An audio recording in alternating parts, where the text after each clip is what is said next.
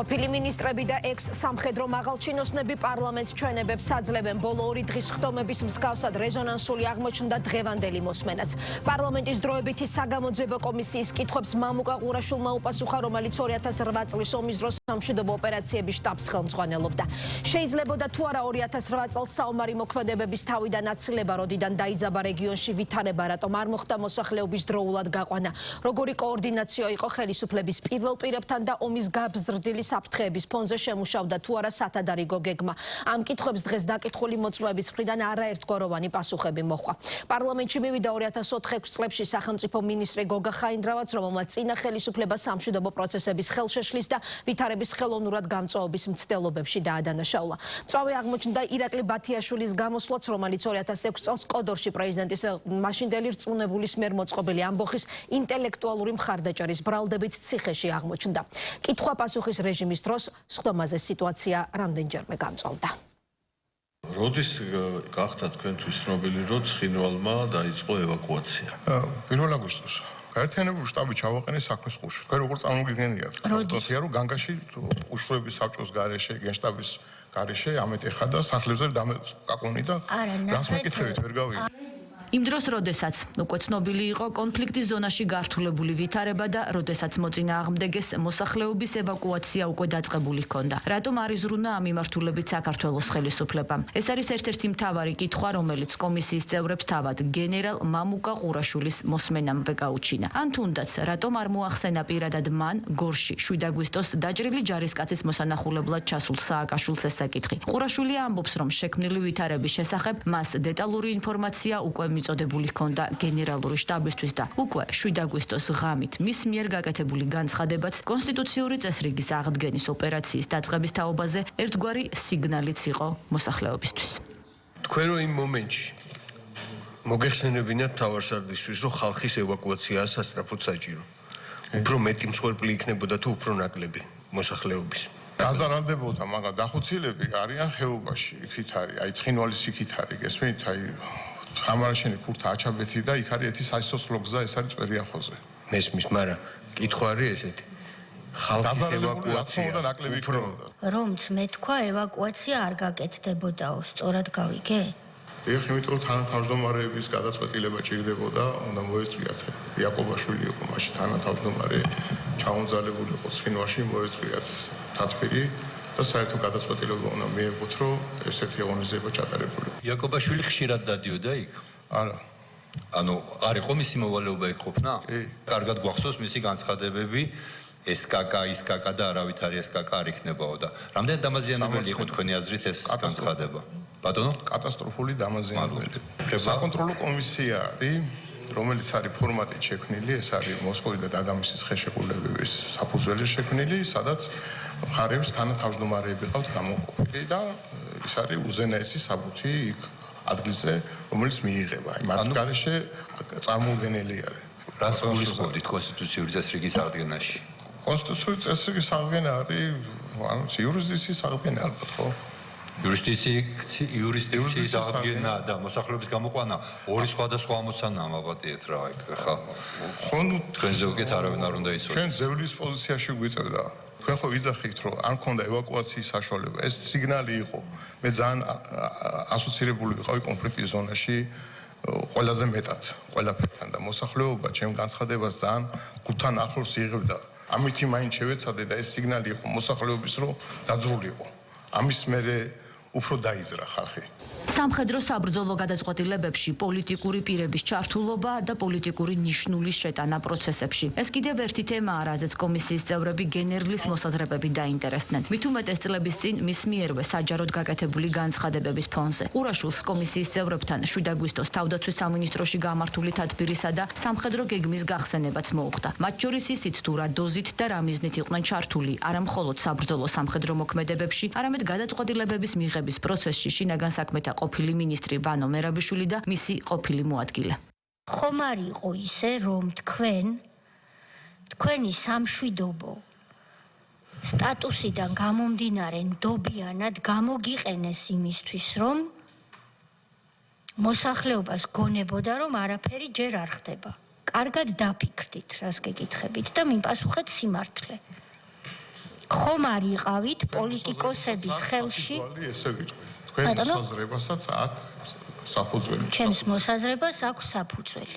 საქართველოს რომ დასახული გეგმით ემოქმედა ქართულ მხარეს ამხელა დანაკარგი არ ექნებოდა. ადასტურებთ თუ არა თქვენს ამ გამონათქვამს. ჩემი მოსაზრებით დღესაც ვადასტურებ გეუბნებით რომ ვინ იყო ვინც შეცვალა ეს დასახული გეგმა? ჩემთვის უცნობია. პოლიტიკურმა ხელისუფლებამ აგი მაპატიეთ გამოთქმისთვის. არ გეწყინოთ, ეს იყო ასე. აგიფარათ, იმიტომ რომ მოსახლეობა გენდობოდათ. ამიტომ მიგავლინეს იმ მიმართულებაზე, ჩემი აზრით. სინამდვილეში იმ მიმართულების რეალური ხელმძღვანელი, რომელიც სამომარი მიმართულება იყო, გახდათ ვანო მერაბიშვილი და მის მოადგილე, ორივე პოლიტიკური თანამდებობის პირი და მოსახლეობაც და თქვენც გაგწირეს. ეხლა თქვენ აქ დამდგარ ხართ თქვენ და ბატონი ზაზა და ყველაფერს თქვენ ნაკლებად ყველაფერს ცდილობთ თქვენ დაიბრალოთ. თქვენ რაც არ უნდა დაიბრალოთ, ფაქტები არის ჯიუტი. რომ ამ ქვეყანას ყავდა უპასუხისმგებლო პოლიტიკური ხელისუფლება, რომელიც ჯარსაც სათამაშოდ ცვლიდა.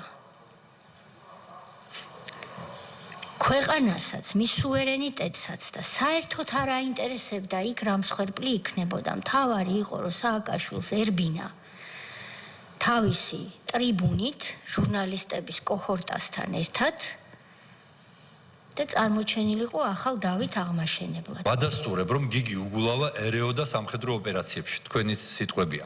თვითონ თავდაცვის მინისტრმა მიუშვა თავის უწყებასთან ახლოს ამა თუ იმ სამსახურების უფროსები. თავდაცვის მინისტრს გავაზუსტებთ, რომ მაშინ იყო ბატონი კეზერაშვილი, ხო? დეპარტამენტები, რომლებიც სამოქალაქო პირებით იყვნენ დაკომპლექტებული. ამ პოლიტიკოსებმა რატომღაც ისე აღიქვეს, რომ სამხედროებზე მაღლა იდგნენ. რეალურად ესენი იღებდნენ გადაწყვეტილებებს, ხო? თქვენი ვიზახი რომ ეხაც ვიზახი კი ბატონო, არ მომეწონა ეს განცხადება, რაც გააკეთა, მით უმეტეს ეს არის ჩარევან, არ შეიძლება ხო მოვისმინეთ ეს განცხადება ტელევიზორით. და ჩანდა იქაც. პოლიტიკური პირია ხო, სამხედრო ხო არ არის. ლობირება ვინმე ფსევდოგმირებისა, რომლებიც 7 ნოემბერს თუ დანარჩენ მიტინგებზე მოხერხებულად იქნებდნენ ხელკეტებს. მაგრამ ხელკეტის ქნება სხვა არისო და სამხედრო ოპერაცია სხვა არისო. ხო, ამბობ.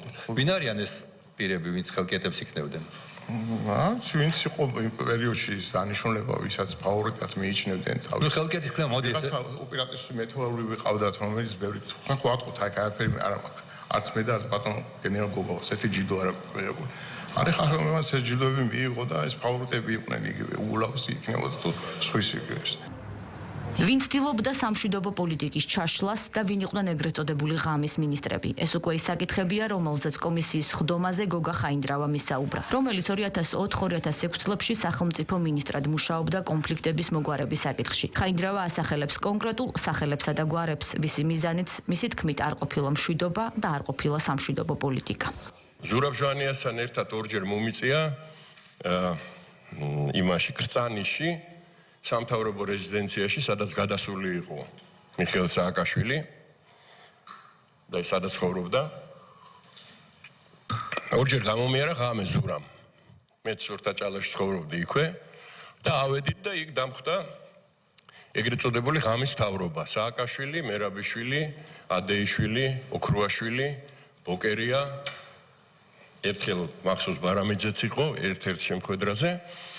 და ნუ ზურაბ ჟვანია და მე დავჯექით და პრინციპში სამთავრობო სხდომა ჩატარდა. უხედავად იმისა, რომ გაცხადებული იყო, რომ მშვიდობით მივდივარ და მშვიდობისგან მივდივართ, აი ამ ღამის მთავრობის და კონკრეტულად დავასახელე გვარები და სახელები ცდილობა სამშვიდობო პროცესის ჩაშლის. სამშვიდობო პროცესის თვალსაზრისით ერგნეთის ბაზრობის ისე დახურვა, როგორც იმათმა დახურეს, იყო პირდაპირი დარტყმა სამშვიდობო პროცესისთვის. აი უგუნურებისგან, იმ ბოროტებისგან, რასაც ესენი აკეთებდნენ, ერთადერთი ვინც იგებდა თავის პოზიციებს, აძლიერებდა, იყო რუსეთი. რუსეთი აგროვებდა ამას ყველაფერს და საერთაშორისო თანამეგობრობას ეუბნებოდა. აი შეხედეთ ესენი ვინ არიან. შიშროების საბჭოს ხდომებს თემურ ალასანია ესწრებოდა. მიშა სააკაშვილის ბიძა. პირდაპირ ღალატი რის გამოც სააკაშვილი უნდა იყოს გასამართლებული, ეს არის იმ პუნქტის ამოღება სარკოზის შეთანხმებიდან, სადაც ეწერა, რომ სტატუსს ოკუპირებული ტერიტორიების და იმის მხოლოდ საერთაშორისო ფორმატში მიიღებენ და ეს პუნქტი ამოიღო მან ამოიღო პირადად სააკაშვილი და მისი მთავრობა ემსახურებოდა ერთ მხარეს რუსეთს და მეორე მხარეს ამერიკის შეერთებული შტატებში deep states პირდაპირ ვამბობ ღიად ამას სრული პასუხისგებლობით და შედეგიც იმ ორივე მხარე მიიღო და საქართველოს რა შედეგი მიიღო აგერ სახეზეა ეხლა ოკუპაცია მიდის დღემდე 2004-2006 წლებში კონფლიქტების მოგვარების მიმართულებით არსებულ ერთის მხრივ გაცხადებულ სამშვიდობო პოლიტიკაზე მეორეს მხრივ საერთაშორისო პარტნიორებთან ერთად ამ მიმართულებით გადადგმულ ნაბიჯებსა თუ სურვილებზე და პარალელურად კონკრეტული მაღალი თანამდებობის პირების მიერ მიღებულ გადაწყვეტილებებზე ისაუბრა ხაინდრავას მაშინდელმა მოადგილემ გიორგი ვოლსკიმაც. რაც თავის მხრივ ვოლსკის თქმით ხშირად განსაკუთრებით ართულებდა ვითარებას კონფლიქტის ზონაში. გიორგი ვოლსკი კომისიის ხდომაზე ამ პერიოდზე სასაუბროდ კომისიის წევრებმა მისივე მიმართვის საფუძველზე მიიწვიეს. ნამდვილად იყო ანტაგონიზმი სახელმწიფო უწყებებს შორის ხაინდრავა იყო თქვათ და ჩვენი უწყება ერთ მხარეს რომელსაც საკმაოდ ისე აქტიურად და პრინციპულად და ხანდახან ხისტად უჭერდა მხარს ზურაბჟვანია ამას გარკვეული გარემოებები განაპირობდა და იყო გარკვეულწილად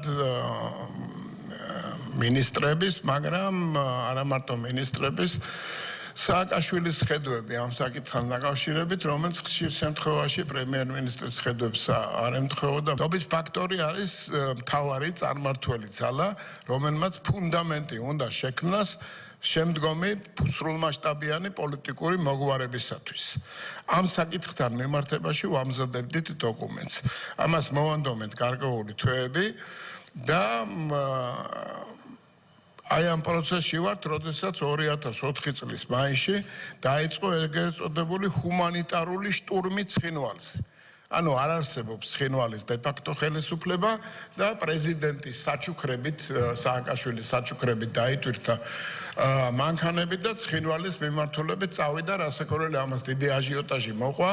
ვინაიდან მოლაპარაკების არანაირი წინა მოლაპარაკება ამასთან დაკავშირებით არ ყოფილა.